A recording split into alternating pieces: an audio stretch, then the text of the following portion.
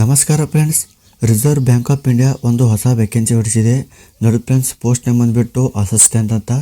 ನೋಡಿ ಫ್ರೆಂಡ್ಸ್, ಇದರಲ್ಲಿ ಒಟ್ಟು ಟೋಟಲ್ ಪೋಸ್ಟ್ ಎಷ್ಟಿದೆ, ಇದರ ನಂತರ ನಿಮಗೆ ಸ್ಯಾಲ್ರಿ ಎಷ್ಟಿದೆ, ಕ್ವಾಲಿಫಿಕೇಷನ್ ಏನು ಬೇಕು, ಇದರ ನಂತರ ಏಜ್ ಲಿಮಿಟ್ ಏನಿದೆ, ಅಪ್ಲಿಕೇಶನ್ ಹಾಕೋದಕ್ಕೆ ಸ್ಟಾರ್ಟಿಂಗ್ ಡೇಟ್ ಏನು, ಲಾಸ್ಟ್ ಡೇಟ್ ಏನು, ಇದರ ನಂತರ ನಿಮಗೆ ಅಪ್ಲಿಕೇಶನ್ ಫೀಸ್ ಎಷ್ಟಿದೆ, ಸೆಲೆಕ್ಷನ್ ಪ್ರೊಸೆಸ್ ಯಾವ ರೀತಿ ಇರುತ್ತೆ, ಮತ್ತು ನೀವು ಇದಕ್ಕೆ ಯಾವ ರೀತಿ ಅಪ್ಲೈ ಮಾಡಬೇಕು ಎಲ್ಲವನ್ನು ಈ ಒಂದು ವಿಡಿಯೋದಲ್ಲಿ ನಿಮಗೆ ಸ್ಟೆಪ್ ಬೈ ಸ್ಟೆಪ್ ತಿಳಿಸ್ತೀನಿ. ಬನ್ನಿ ಫ್ರೆಂಡ್ಸ್.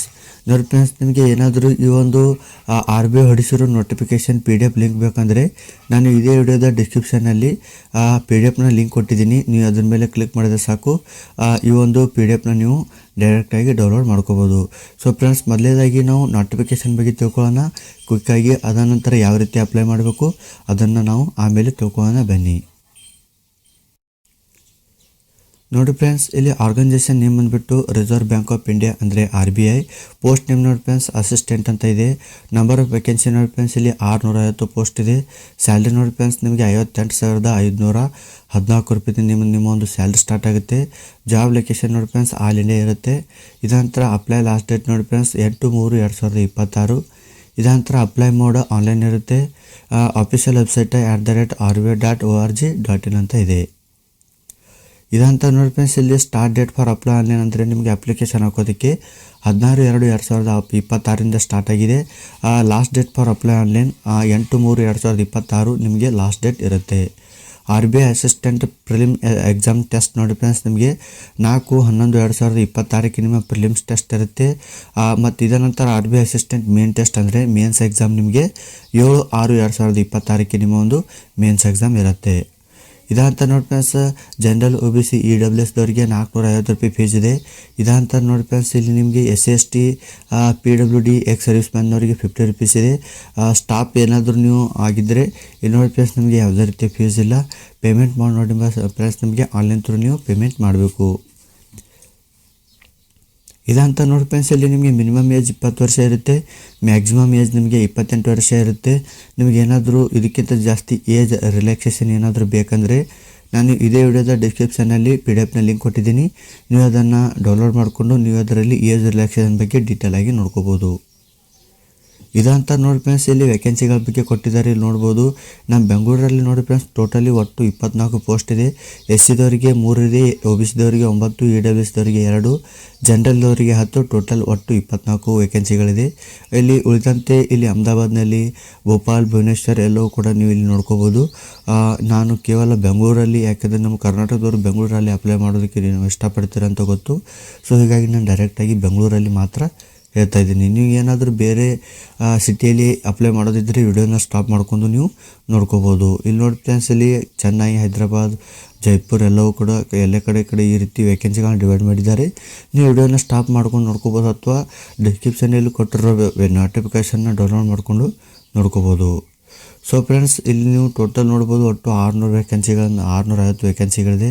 ಇದಂತ ನೋಡಿ ಫ್ರೆಂಡ್ಸ್ ಇಲ್ಲಿ ನಿಮಗೆ ಅಂದರೆ ನಿಮ್ಮ ಒಂದು ಎಲಿಜಿಬಿಲಿಟಿ ಕ್ರೈಟೀರಿಯಾ ಅಂದರೆ ಈ ಒಂದು ಪೋಸ್ಟ್ಗೆ ನೀವು ಅಪ್ಲೈ ಮಾಡಬೇಕಂದ್ರೆ ಎಲಿಜಿಬಿಲಿಟಿ ಏನಿರಬೇಕು ಅಂದರೆ ಇಲ್ಲಿ ನೋಡ್ಬೋದು. ನೀವು ಜಸ್ಟ್ ಡಿಗ್ರಿ ಪಾಸ್ಔಟ್ ಆದರೆ ಸಾಕು. ನೀವು ಜಸ್ಟ್ ಡಿಗ್ರಿ ಪಾಸ್ಔಟ್ ಆದರೆ ಸಾಕು ಈ ಒಂದು ಹುದ್ದೆಗೆ ನೀವು ಅಪ್ಲೈ ಮಾಡ್ಬೋದು. ಇದಂತರ ಸೆಲೆಕ್ಷನ್ ಪ್ರೊಸೆಸ್ ನೋಡಿ ಫ್ರೆಂಡ್ಸ್ ನಿಮಗೆ ಸೆಲೆಕ್ಷನ್ ಪ್ರೊಸೆಸ್ ಯಾವ ರೀತಿ ಇರುತ್ತೆ ಅಂದರೆ ನಿಮಗೆ ಮೊದಲೇದಾಗಿ ಪ್ರಿಲಿಮ್ಸ್ ಎಕ್ಸಾಮ್ ಇರುತ್ತೆ. ಅದಂತರ ಮೇನ್ಸ್ ಎಕ್ಸಾಮ್ ಇರುತ್ತೆ. ಪ್ರಿಲಿಮ್ಸ್ ಎಕ್ಸಾಮ್ನಲ್ಲಿ ಪಾಸ್ ಆದವರಿಗೆ ಮೇನ್ಸ್ ಎಕ್ಸಾಮ್ ಬರೆಯೋದಕ್ಕೆ ಅವಕಾಶ ಇರುತ್ತೆ. ಇದಂತ ನೋಡಿ ಫ್ರೆಂಡ್ಸ್ ನಿಮಗೆ ಅಂದರೆ ಪ್ರಿಲಿಮ್ಸ್ ಎಕ್ಸಾಮ್ನಲ್ಲಿ ಒಟ್ಟು 100 ಪ್ರಶ್ನೆ 100 ಅಂಕ ಇರುತ್ತೆ. ಅದರಲ್ಲಿ ಇಂಗ್ಲೀಷ್ ಲ್ಯಾಂಗ್ವೇಜ್ 30 ಪ್ರಶ್ನೆ 30 ಅಂಕ ಇರುತ್ತೆ. ಇದಕ್ಕೆ 20 ನಿಮಿಷ ನಿಮಗೆ ಅವಕಾಶ ಇರುತ್ತೆ. ಇದಂತರ ನ್ಯೂಮೆರಿಕಲ್ ಎಬಿಲಿಟಿ ಇದರಲ್ಲಿ 35 ಪ್ರಶ್ನೆಗೆ 35 ಅಂಕ ಇರುತ್ತೆ. ಒಟ್ಟು 20 ನಿಮಿಷ ಇರುತ್ತೆ. ಇದಂತರ ರೀಸನಿಂಗ್ನಲ್ಲಿ ನೋಡಿ ಫ್ರೆಂಡ್ಸ್ 35 ಪ್ರಶ್ನೆಗೆ 35 ಅಂಕ ಇರುತ್ತೆ. ಇದು ಕೂಡ 20 ನಿಮಿಷ ಮಾತ್ರನೇ ಇರುತ್ತೆ. ನೋಡಿ ಫ್ರೆಂಡ್ಸ್ ನಿಮಗೆ ಟೋಟಲಿ 1 ಗಂಟೆಯ ಕ್ವಶನ್ ಪೇಪರ್ ಇರುತ್ತೆ. ಅದರಲ್ಲಿ ಇಂಗ್ಲೀಷ್ ಸೆಕ್ಷನ್ ಸ್ಟಾರ್ಟ್ ಆದಾಗ ಇದಕ್ಕೆ 20 ನಿಮಿಷನೇ ಇರುತ್ತೆ. ಅದಂತರ ನೀವೇನಾದರೂ 10 ನಿಮಿಷದಲ್ಲಿ ಮುಗಿಸ್ಕೊಂಡು ನೀವು ನ್ಯೂಮೆರಿಕಲ್ ಅಬಿಲಿಟಿ ಹೋಗ್ತೀನಿ ಅಂದರೆ ಇಲ್ಲ ಫ್ರೆಂಡ್ಸ್, ನೀವು 20 ನಿಮಿಷ ಪೂರ್ತಿ ಇದಕ್ಕೆ ಕೊಡಲೇಬೇಕು. 20 ನಿಮಿಷ ಆದ ನಂತರ ಆಟೋಮೆಟಿಕ್ಲಿ ಆವಾಗ ನ್ಯೂಮೆರಿಕಲ್ ಅಬಿಲಿಟಿಗೆ 20 ನಿಮಿಷ ಸ್ಟಾರ್ಟ್ ಆಗುತ್ತೆ. ಇದಂತರ ರೀಸನಿಂಗ್ ಕೂಡ ಅದೇ ರೀತಿ. ನೀವೇನಾದರೂ ಸ್ಪೀಡಾಗಿ ಇಂಗ್ಲೀಷ್ನ ಮುಗಿಸ್ಕೊಂಡು 10 ನಿಮಿಷದಲ್ಲಿ ಉಳಿದಂಥ ಸಮಯನ ನೀವು ನ್ಯೂಮೆರಿಕಲ್ ರೀಸನಿಂಗ್ ಕೊಡ್ತೀನಿ ಅಂದರೆ ಬರೋದಿಲ್ಲ. ಎಲ್ಲ ಸೆಕ್ಷನ್ಗಳಿಗೆ 20 ನಿಮಿಷ ರಿಸರ್ವೇಷನ್ ಇರುತ್ತೆ.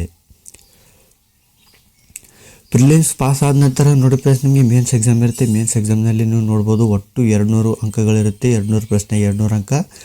ಇದಕ್ಕೆ 135 ನಿಮಿಷ ನಿಮಗೆ ಟೈಮು ಅಂದರೆ ಅವಕಾಶ ಇರುತ್ತೆ. ಇದಂತ ನೋಡಿ ಫ್ರೆಂಡ್ಸ್ ಇಲ್ಲಿ ಟೆಸ್ಟ್ ರೀಸನಿಂಗ್ನಲ್ಲಿ ನಿಮಗೆ 40 ಪ್ರಶ್ನೆಗೆ 40 ಅಂಕ, 30 ಅಂದರೆ ಅರ್ಧ ಗಂಟೆ ಟೈಮ್ ಇರುತ್ತೆ. ಟೆಸ್ಟ್ ಆಫ್ ಲ್ಯಾಂಗ್ವೇಜ್ನಲ್ಲಿ ನಿಮಗೆ 40 ಪ್ರಶ್ನೆಗೆ 40 ಅಂಕ, ಇದಕ್ಕೆ ಕೂಡ ಅರ್ಧ ಗಂಟೆ ಕಾಲಾವಕಾಶ ಇರುತ್ತೆ. ನ್ಯೂಮರಿಕಲ್ ಟೆಸ್ಟ್ನಲ್ಲೂ ಕೂಡ 40 ಪ್ರಶ್ನೆ 40 ಅಂಕ, ಇದಕ್ಕೆ ಕೂಡ ಅರ್ಧ ಗಂಟೆ ಅವಕಾಶ ಇರುತ್ತೆ. ಜನರಲ್ ಅವೇರ್ನೆಸ್ ಕೂಡ 40 ಪ್ರಶ್ನೆ 40 ಅಂಕ, 25 ನಿಮಿಷ ನಿಮಗೆ ಟೈಮಿಂಗ್ ಇರುತ್ತೆ. ಟೆಸ್ಟ್ ಆಫ್ ಕಂಪ್ಯೂಟರ್ ನಾಲೆಜ್ನಲ್ಲಿ 40 ಪ್ರಶ್ನೆ 40 ಅಂಕ ಇರುತ್ತೆ, ಇದು ಕೂಡ ಕೇವಲ 20 ನಿಮಿಷ ಮಾತ್ರ ಇರುತ್ತೆ. ಇದಂತ ನೋಡಿ ಫ್ರೆಂಡ್ಸ್ ನಿಮಗೆ ಒಟ್ಟು 200 ಪ್ರಶ್ನೆ ಇರುತ್ತೆ. 200 ಪ್ರಶ್ನೆಗೆ 200 ಅಂಕಗಳಿರುತ್ತೆ. ನಿಮಗೆ 135 ನಿಮಿಷಗಳು ಕಾಲಾವಕಾಶ ಇರುತ್ತೆ. ಇದಾನಂತರ ನೋಡಿ ಫ್ರೆಂಡ್ಸ್ ಹೌ ಟು ಅಪ್ಲೈ. ನೋಡಿ ಫ್ರೆಂಡ್ಸ್ ನಾನು ಇದೇ ವಿಡಿಯೋದ ಡಿಸ್ಕ್ರಿಪ್ಷನ್ನಲ್ಲಿ ವೆಬ್ಸೈಟ್ನ ಲಿಂಕ್ ಕೊಟ್ಟಿದ್ದೀನಿ. ನೀವು ಅದರ ಮೇಲೆ ಕ್ಲಿಕ್ ಮಾಡೋದು ಸಾಕು, ಡೈರೆಕ್ಟಾಗಿ ಈ ಒಂದು ವೆಬ್ಸೈಟಿಗೆ ಬಂದುಬಿಡ್ತೀರ. ಬಂದಾಗ ಇಲ್ಲಿ ನೋಡಿ click here to new registration ಅಂತ ಇದೆಯಲ್ಲ, ಇದ್ರ ಮೇಲೆ ಕ್ಲಿಕ್ ಮಾಡಿ. ಕ್ಲಿಕ್ ಮಾಡಿದಾಗ ನೋಡಿ ಫ್ರೆಂಡ್ಸ್ ಇಲ್ಲಿ ನಿಮಗೆ ಈ ರೀತಿ ಪೇಜ್ ಓಪನ್ ಆಗುತ್ತೆ. ಪೇಜ್ ಓಪನ್ ಆದಾಗ ಇಲ್ಲಿ ನೋಡಿ ಫಸ್ಟ್ ನೇಮ್ ಅಂದರೆ ನಿಮ್ಮ ಒಂದು 10th ಮಾರ್ಕ್ಸ್ ಕಾರ್ಡ್ನಲ್ಲಿ ಯಾವ ರೀತಿ ನಿಮ್ಮ ಒಂದು ಹೆಸರಿದೆ ಅದೇ ರೀತಿ ಇಲ್ಲಿ ಹಾಕಬೇಕು. ಇದೊಂಥರ ನೋಡಿ ಫ್ರೆಂಡ್ಸ್ ಇಲ್ಲಿ first name confirm first name ಹಾಕಿ. ಇದೊಂಥರ ನೋಡಿ ಫ್ರೆಂಡ್ಸ್ ಇಲ್ಲಿ ಮಿಡಲ್ ನೇಮ್ ಅಂದರೆ ನಿಮ್ಮ 10th ಮಾರ್ಕ್ಸ್ ಕಾರ್ಡ್ನಲ್ಲಿ ನಿಮ್ಮ ಹೆಸರಿನ ಮಧ್ಯದಲ್ಲಿ ನಿಮ್ಮ ತಂದೆಯವರ ಹೆಸರಿದ್ದರೆ ಅದಕ್ಕೆ ಮಿಡಲ್ ನೇಮ್ ಅಂತಾರೆ. ಅಂದರೆ ಫಾರ್ ಎಕ್ಸಾಂಪಲ್ ನನ್ನ ಹೆಸರು ಗಂಗಪ್ಪ, ನಮ್ಮ ತಂದೆ ಹೆಸರು ಯಡೂರಾಮ್, ನನ್ನ ಸರ್ ನೇಮ್ ಭೋವಿ ಅಂತ ಇದೆ. ಅಂದರೆ ನನ್ನ 10th ಮಾರ್ಕ್ಸ್ ಕಾರ್ಡ್ನಲ್ಲಿ ಗಂಗಪ್ಪ ಯಡೂರಾಮ್ ಭೋವಿ ಅಂತ ಇದ್ದರೆ ಫಸ್ಟ್ ನೇಮ್ ಅಂದಲ್ಲಿ ನಿಮ್ಮ ಹೆಸರು ಹಾಕಬೇಕು, ಮಿಡಲ್ ನೇಮ್ ಅಂದಲ್ಲಿ ನಿಮ್ಮ ತಂದೆಯವರ ಹೆಸರು ಹಾಕಬೇಕು, ಲಾಸ್ಟ್ ನೇಮ್ ಅಂದಲ್ಲಿ ನಿಮ್ಮ ಸರ್ ನೇಮ್ ಅಥವಾ ನಿಮ್ಮ ಜಾತಿ ಹೆಸರು ಹಾಕಬೇಕು. ಇದಂತ ನೋಡಿ ಫ್ರೆಂಡ್ಸ್ ಇಲ್ಲಿ middle name confirm middle name ಹಾಕಿ, ಅದಂತರ ಲಾಸ್ಟ್ ನೇಮ್ ಅಂದರೆ ನಿಮ್ಮ ಜಾತಿ ಹೆಸರು ಹಾಕಿ ಕನ್ಫರ್ಮ್ ಲಾಸ್ಟ್ ನೇಮ್ ಹಾಕಿ. ಅದನಂತರ ನೋಡಿ ಫ್ರೆಂಡ್ಸ್ ಇಲ್ಲಿ ಆಟೋಮೆಟಿಕ್ಲಿ ನಿಮ್ಮ ಒಂದು ಪೂರ್ತಿ ಹೆಸರು 10th ಮಾರ್ಕ್ಸ್ ಕಾರ್ಡ್ನಲ್ಲಿ ಯಾವ ರೀತಿ ಇದೆ ಸೇಮ್ ಅದೇ ರೀತಿ ಇಲ್ಲಿ ನಿಮ್ಮ ಒಂದು ಹೆಸರು ಶೋ ಆಗುತ್ತೆ. ಇಲ್ಲಿ ನೋಡಿ ಫ್ರೆಂಡ್ಸ್ 10th ಮಾರ್ಕ್ಸ್ ಕಾರ್ಡ್ನಲ್ಲಿ ಯಾವ ರೀತಿ ಹೆಸರು ಶೋ ಆಗುತ್ತೆ ಇಲ್ಲಿಯೂ ಕೂಡ ಸೇಮ್ ಅದೇ ರೀತಿ ಶೋ ಆಗಬೇಕು. ನೆಕ್ಸ್ಟ್ ನೋಡಿ ಫ್ರೆಂಡ್ಸ್ ಇಲ್ಲಿ ಕೆಳಗಡೆ ಸ್ಕ್ರೋಲ್ ಮಾಡಿದಾಗ ಇಲ್ಲಿ ನೋಡಿ ನಿಮ್ಮ ಒಂದು ಮೊಬೈಲ್ ನಂಬರ್ ಹಾಕಬೇಕು. ಇದಂತ ನೋಡಿ ಫ್ರೆಂಡ್ಸ್ ಇಲ್ಲಿ ಕನ್ಫರ್ಮ್ ಮೊಬೈಲ್ ನಂಬರ್ ಹಾಕಿ. ಎಡಿಷ್ನಲಿ ನಿಮ್ಮ ಹತ್ರ ಏನಾದರೂ ಯಾವುದಾದ್ರು ಮೊಬೈಲ್ ಇದ್ದರೆ ಹಾಕ್ಬೋದು ಅಥವಾ ಹಾಗೆ ಕೂಡ ಬಿಡ್ಬೋದು. ಇದಂತರ ನಿಮ್ಮ ಒಂದು ಮೇಲ್ ಐ ಡಿ ಹಾಕಿ ಫ್ರೆಂಡ್ಸ್. ಮೇಲ್ ಐ ಡಿ ಯಾವ ರೀತಿ ಇರಬೇಕು ಅಂದರೆ ನೋಡಿ ಫ್ರೆಂಡ್ಸ್ ಇಲ್ಲಿ ಫಾರ್ ಎಕ್ಸಾಂಪಲ್ ನಿಮ್ಮ ಹೆಸರು ಜ್ಯೋತಿ ಅಂತ ಇಟ್ಕೊಳ್ಳಿ, ಅಂದರೆ ಫಿಮೇಲ್ ಆಗಿದ್ದರೆ ನಿಮ್ಮ ಹೆಸರು ಜ್ಯೋತಿ ಅಂತ ಇಟ್ಕೊಳ್ಳಿ. ಜ್ಯೋತಿ @gmail.com ಅಂತ ಈ ರೀತಿ ಇರುತ್ತೆ. ನೋಡಿ ಫ್ರೆಂಡ್ಸ್ ಆ ರೀತಿ ಏನಾದರೂ ನಿಮ್ಮ ಹೆಸರು ಇದ್ದರೆ ಇಲ್ಲಿ ನೀವು ಏನು ಹಾಕಬೇಕು ಅಂದರೆ ಜ್ಯೋತಿ ಇಲ್ಲಿ @ ಅಂತ ಚಾಯ್ಸ್ ಮಾಡಿಕೊಂಡು, ಅಂದರೆ @ ಆಟೋಮೆಟಿಕ್ಲಿ ಇರುತ್ತೆ. ನೀವು ಜಸ್ಟ್ ಇಲ್ಲಿ ಜ್ಯೋತಿ ಅಂತ ಬರಬೇಕು, @ ಆಲ್ರೆಡಿ ಇರುತ್ತೆ. ಇಲ್ಲಿ gmail.com ಅಂತ ಇಲ್ಲಿ ಚಾಯ್ಸ್ ಮಾಡ್ಕೋಬೇಕು. ಇಲ್ಲಿ ಕನ್ಫರ್ಮ್ ಇಮೇಲ್ ಐ ಡಿ ಇದ್ದಲ್ಲಿ ಜ್ಯೋತಿ @gmail.com ಅಂತ ನಿಮ್ಮ ಪೂರ್ತಿ ಹೆಸರು ಇಲ್ಲಿ ಹಾಕಬೇಕು. ಇದಂತ ನೋಡಿ ಫ್ರೆಂಡ್ಸ್ ಇಲ್ಲಿ ಸೆಕ್ಯೂರಿಟಿ ಕೋಡ್ ನೋಡಿ ಫ್ರೆಂಡ್ಸ್ ಇಲ್ಲಿ ಸೆಕ್ಯೂರಿಟಿ ಕೋಡ್ ಹಾಕಿ ಸೇವ್ ಆ್ಯಂಡ್ ನೆಕ್ಸ್ಟ್ ಮೇಲೆ ಕ್ಲಿಕ್ ಮಾಡ್ಕೊಳ್ಳಿ. ಇದಂತ ನೋಡಿ ಫ್ರೆಂಡ್ಸ್ ಇಲ್ಲಿ ನಿಮ್ಮ ಮೊಬೈಲ್ ನಂಬರ್ ಹಾಕಿ ಇಮೇಲ್ ಐ ಡಿ ಹಾಕಿ ಎರಡಕ್ಕೂ ಕೂಡ ಸೆಂಡ್ OTP ಅಂತ ಕ್ಲಿಕ್ ಮಾಡಿ. ಕ್ಲಿಕ್ ಮಾಡಿದಾಗ ನೋಡಿ ಫ್ರೆಂಡ್ಸ್ ಇಮೇಲ್ ಐ ಡಿಗೆ ಮೊಬೈಲ್ ನಂಬರ್ಗೆ ಎರಡಕ್ಕೂ ಕೂಡ ಒಂದೊಂದು OTP ಬರುತ್ತೆ. ಹಾಕಿ ಅದನ್ನು ವೆರಿಫೈ ಅಂತ ಕ್ಲಿಕ್ ಮಾಡಿದ್ರೆ ಈ ರೀತಿ email I D verified, mobile number verify ರೀತಿ ಬರುತ್ತೆ. ಬರೆದಾಗ ಕೆಳಗಡೆ ಸ್ಕ್ರೋಲ್ ಮಾಡಿ ಫ್ರೆಂಡ್ಸ್. ಕೆಳಗಡೆ ಸ್ಕ್ರೋಲ್ ಮಾಡಿದಾಗ ಇಲ್ಲಿ ನೋಡಿ ನೀವು ಫೋಟೋ ಮತ್ತು ಸಿಗ್ನೇಚರ್ನ ಅಪ್ಲೋಡ್ ಮಾಡಬೇಕು. ನೋಡಿ ಫ್ರೆಂಡ್ಸ್ ಫೋಟೋನ ಅಪ್ಲೋಡ್ ಮಾಡೋಗೋಸ್ಕರ ಇಲ್ಲಿ ನೀವು ನೋಡ್ಬೋದು ಇಲ್ಲಿ ಒಂದು ಇನ್ಸ್ಟ್ರಕ್ಷನ್ ಕೊಟ್ಟಿದ್ದಾರೆ. ನೋಡಿ ಫ್ರೆಂಡ್ಸ್ ನಿಮ್ಮ ಒಂದು ಫೋಟೋ 200x230 ಪಿಕ್ಸೆಲ್ನರ್ ಇರಬೇಕು ಮತ್ತು 20 ರಿಂದ 50 KB ಒಳಗಡೆ ಇರಬೇಕು.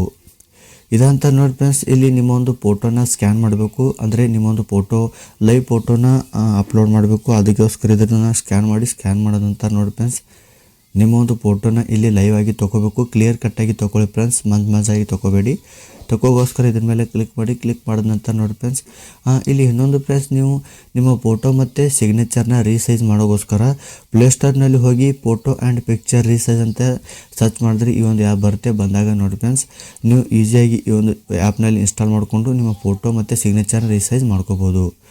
ನಿಮ್ಮ ಫೋಟೋ ಸಿಗ್ನೇಚರ್ ರೀಸೈಜ್ ಮಾಡಿಕೊಂಡು ಇಲ್ಲಿ ನೋಡಿ ಫ್ರೆಂಡ್ಸ್ ಇಲ್ಲಿ ನಿಮ್ಮ ಒಂದು ಫೋಟೋನ ಅಪ್ಲೋಡ್ ಮಾಡ್ಬೋದು. ನೋಡಿ ಫ್ರೆಂಡ್ಸ್ ನಿಮ್ಮ ಒಂದು ಫೋಟೋ ಎಷ್ಟು KB ಒಳಗಡೆ ಇರಬೇಕು ಅಂತೇಳಿ ಇಲ್ಲಿ ನೋಡ್ಬೋದು. ನೀವು ನಿಮ್ಮ ಒಂದು ಅಂದರೆ ಸೈಜ್ ಶುಡ್ ಬಿ ನೋಡ್ಬೋದು 10 ರಿಂದ 20 KB ಒಳಗಡೆ ನಿಮ್ಮ ಒಂದು ಸಿಗ್ನೇಚರ್ ಇರಬೇಕು. ಸೊ ಅದಕ್ಕೋಸ್ಕರ ನಾನು ನಿಮಗೆ ಹೇಳಿದೆ ನೀವು ರೀಸೈಜ್ ಮಾಡೋಗೋಸ್ಕರ ನೀವು ಪ್ಲೇಸ್ಟೋರ್ನಲ್ಲಿ ಈಸಿಯಾಗಿ ಈ ಒಂದು ಆ್ಯಪ್ನಲ್ಲಿ ಈಸಿಯಾಗಿ ನಿಮ್ಮ ಒಂದು ಸಿಗ್ನೇಚರ್ ಫೋಟೋನ ರೀಸೈಜ್ ಮಾಡಿಕೊಂಡು ಅಪ್ಲೋಡ್ ಮಾಡ್ಬೋದು.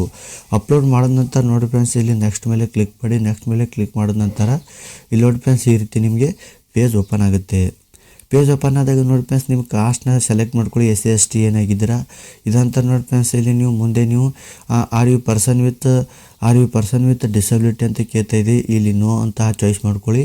ಇದಂತ ನೋಡಿ ಫ್ರೆಂಡ್ಸ್. ಇಲ್ಲಿ ನೀವು ನೆಕ್ಸ್ಟ್ ನಿಮಗೆ ಇಲ್ಲಿ are you person with specified disability ಅಂತ ಕೇಳ್ತಿದೆ, ಇಲ್ಲಿ ನೋ ಅಂತ ಚಾಯ್ಸ್ ಮಾಡ್ಕೊಳ್ಳಿ. ಇದಂತ ನೋಡಿ ಫ್ರೆಂಡ್ಸ್. ಇಲ್ಲಿ are you ex serviceman ಅಂತ ಕೇಳ್ತಿದೆ, ಇಲ್ಲಿ ಕೂಡ ನೋ ಅಂತ ಚಾಯ್ಸ್ ಮಾಡ್ಕೊಳ್ಳಿ. ಇದಂತ ನೋಡಿ ಫ್ರೆಂಡ್ಸ್. ಇಲ್ಲಿ ನೀವು ಮುಂದೆ ನಿಮಗೆ ಅಂದರೆ are you saying age relaxation ಅಂತ ಕೇಳ್ತಿದೆ, ಇಲ್ಲಿಯೂ ಕೂಡ ನೋ ಅಂತ ಚಾಯ್ಸ್ ಮಾಡ್ಕೊಳ್ಳಿ. ಇದಂತರ are you a current staff of RB ಅಂತ ಕೇಳ್ತಿದೆ, ಇಲ್ಲಿಯೂ ಕೂಡ ನೋ ಅಂತ ಚಾಯ್ಸ್ ಮಾಡ್ಕೊಳ್ಳಿ. ಇಲ್ಲಿ ಇಂಡಿಯನ್ ನ್ಯಾಷನಾಲಿಟಿ ಇಂಡಿಯನ್ ಅಂತ ಚಾಯ್ಸ್ ಮಾಡ್ಕೊಳ್ಳಿ. ಇದಂತ ನೋಡಿ ಫ್ರೆಂಡ್ಸ್. ಇಲ್ಲಿ ಕಾನ್ಸೆಂಟ್ ಟು ಆಧಾರ್ ವೆರಿಫಿಕೇಷನ್, ಇಲ್ಲಿ ಎಸ್ ಅಂತ ಚಾಯ್ಸ್ ಮಾಡಿಕೊಂಡು ಆಧಾರ್ ನಂಬರ್ ಹಾಕಿ, ಪ್ಯಾನ್ ಕಾರ್ಡ್ ಇದ್ದರೆ ಪ್ಯಾನ್ ಕಾರ್ಡ್ ನಂಬರ್ ಕೂಡ ಇಲ್ಲಿ ಹಾಕಿ. ಇದಂತ ನೋಡಿ ಫ್ರೆಂಡ್ಸ್. ಇಲ್ಲಿ select the office you are applying ಅಂತ ಇದೆ, ಇದ್ರ ಮೇಲೆ ಕ್ಲಿಕ್ ಮಾಡಿ. ಕ್ಲಿಕ್ ಮಾಡಿದಾಗ ನೋಡಿ ಫ್ರೆಂಡ್ಸ್. ಇಲ್ಲಿ ಬೆಂಗಳೂರು ಅಂತ ಬರುತ್ತೆ, ಬೆಂಗಳೂರು ಅಂತ ಚಾಯ್ಸ್ ಮಾಡ್ಕೋಬೋದು. ನೀವೇನಾದರೂ ಬೇರೆ ನಗರಕ್ಕೆ ಅಪ್ಲೈ ಮಾಡಿದರೆ ಇಲ್ಲಿ ನೀವು ಬೇರೆ ಸಿಟೀಸ್ನ ಕೂಡ ನೀವು ಅಪ್ಲೈ ಮಾಡ್ಬೋದು. ಇದಂತ ನೋಡಿ ಫ್ರೆಂಡ್ಸ್. ಇಲ್ಲಿ ನೆಕ್ಸ್ಟ್ ನಿಮಗೆ ಎಕ್ಸಾಮ್ಸ್ ಪ್ರಿಫರೆನ್ಸ್ ಕೇಳ್ತಾ ಇದೆ, ಅಂದರೆ ಪ್ರಿಲಿಮ್ಸ್ ಎಕ್ಸಾಮ್ಸ್ ಯಾವ ಸಿಟಿಯಲ್ಲಿ ಬರ್ತೀರಾ ಅಂತ ನೋಡಿ ಫ್ರೆಂಡ್ಸ್. ನಮ್ಮ ಕರ್ನಾಟಕದಲ್ಲಿ ಸಾಕಷ್ಟು ಸಿಟೀಸ್ಗಳಿದೆ, ನೀವು ನಮ್ಮ ಕರ್ನಾಟಕದಲ್ಲಿ ಎಕ್ಸಾಮ್ ಬರಿಬೋದು. ಸೊ ಒಟ್ಟು ನಿಮಗೆ 4 ಸಿಟೀಸ್ಗಳಿದೆ, ನೀವು 4 ಸಿಟೀಸ್ಗಳನ್ನು ಇಲ್ಲಿ ಚಾಯ್ಸ್ ಮಾಡ್ಕೋಬೋದು.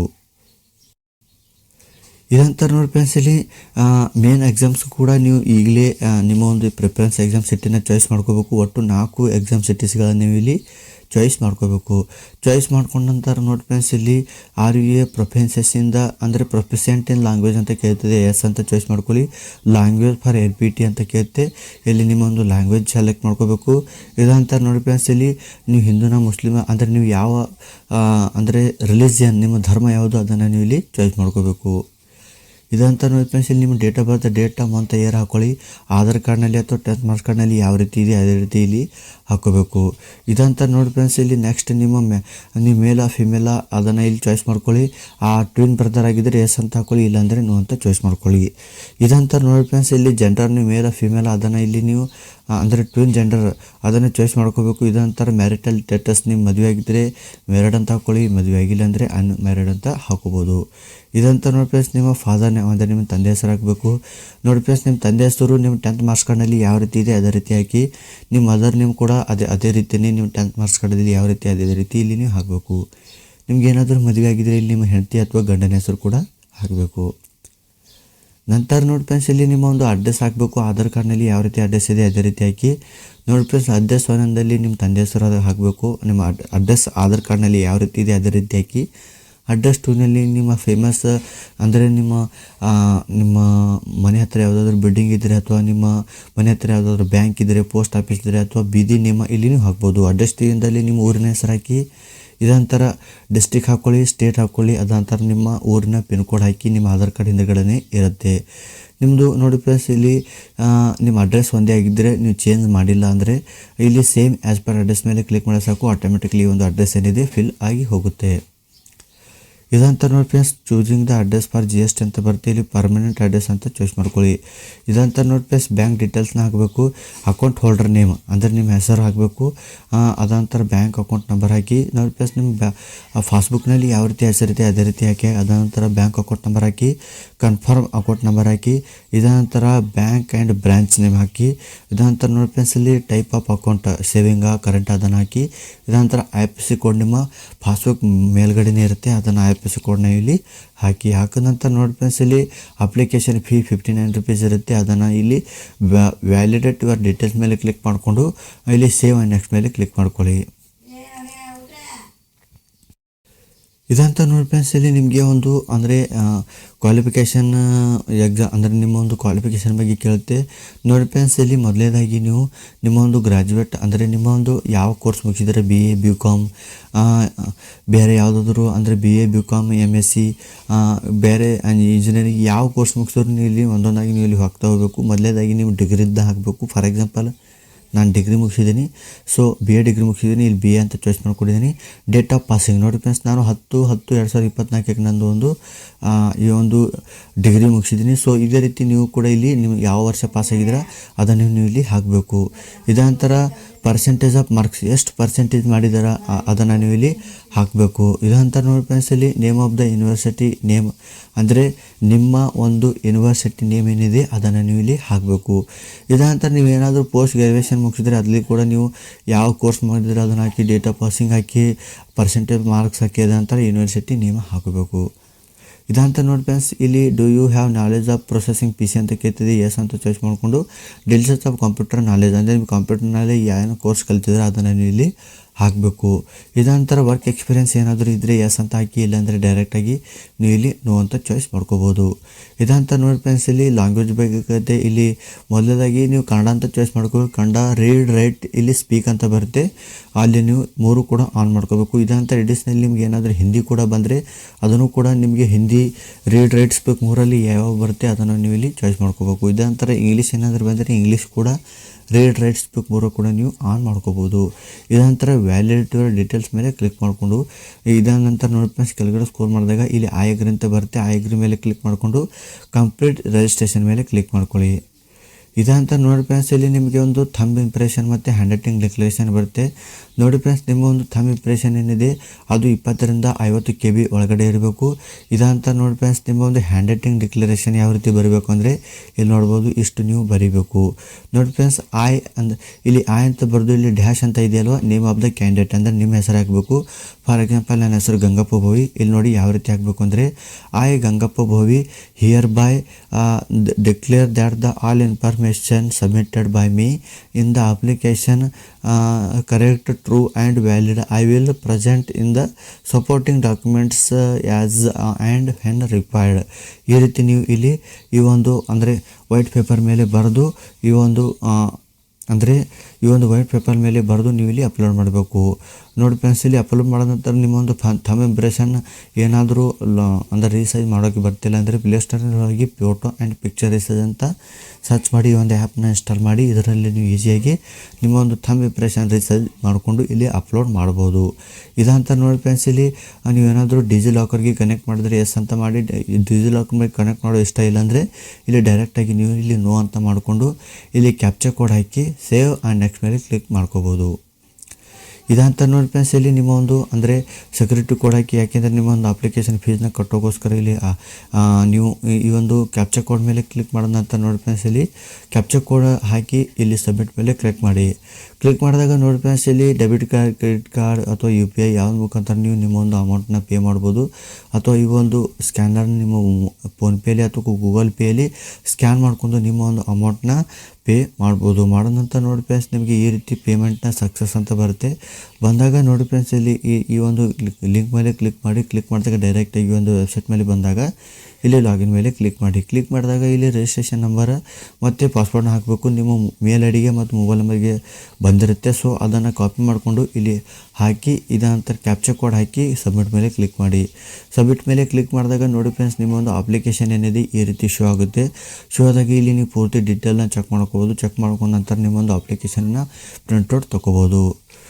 ಸೊ ಫ್ರೆಂಡ್ಸ್ ಇದಾಗಿತ್ತು ರಿಸರ್ವ್ ಬ್ಯಾಂಕ್ ಆಫ್ ಇಂಡಿಯಾದ ಅಸಿಸ್ಟೆಂಟ್ ಪೋಸ್ಟ್ಗೆ ಯಾವ ರೀತಿ ಅಪ್ಲೈ ಮಾಡಬೇಕಂತ ನಾನು ನಿಮಗೆ ಈ ಒಂದು ವಿಡಿಯೋದಲ್ಲಿ ಸ್ಟೆಪ್ ಬೈ ಸ್ಟೆಪ್ ತಿಳಿಸಿದ್ದೀನಿ. ಈ ಒಂದು ಪೋಸ್ಟಿನ ಬಗ್ಗೆ ನಿಮ್ಮ ಫ್ರೆಂಡ್ಸಿಗೆ ಏನಾದರೂ ಗೊತ್ತಿಲ್ಲ ಅಂದರೆ ಅವರಿಗೂ ಕೂಡ ಇನ್ಫಾರ್ಮ್ ಮಾಡಿ ಅವರು ಕೂಡ ಅಪ್ಲೈ ಮಾಡಲಿ. ಸೊ ಫ್ರೆಂಡ್ಸ್ ನಿಮಗೆ ಏನಾದರೂ ಈ ವಿಡಿಯೋ ಇಷ್ಟ ಆಗಿದ್ದರೆ ನನ್ನ ಚಾನಲ್ಗೆ ಸಬ್ಸ್ಕ್ರೈಬ್ ಮಾಡಿ. ಸಬ್ಸ್ಕ್ರೈಬ್ ಮಾಡೋದ್ರಿಂದ ಏನಾಗುತ್ತೆ ಫ್ರೆಂಡ್ಸ್, ನಾನು ಮುಂದೆ ಬರುವಂತಹ ವೇಕೆನ್ಸಿಗಳನ್ನು ಹಾಕ್ತಾ ಇರ್ತೀನಿ. ಸೊ ಆ ಒಂದು ವೇಕೆನ್ಸಿಯ ನೋಟಿಫಿಕೇಷನ್ ನಿಮಗೆ ಬರ್ತಾ ಇರುತ್ತೆ. ಸೊ ಫ್ರೆಂಡ್ಸ್ ಮತ್ತೆ ಸಿಗೋಣ ಮುಂದಿನ ವಿಡಿಯೋದಲ್ಲಿ. ನಮಸ್ಕಾರ.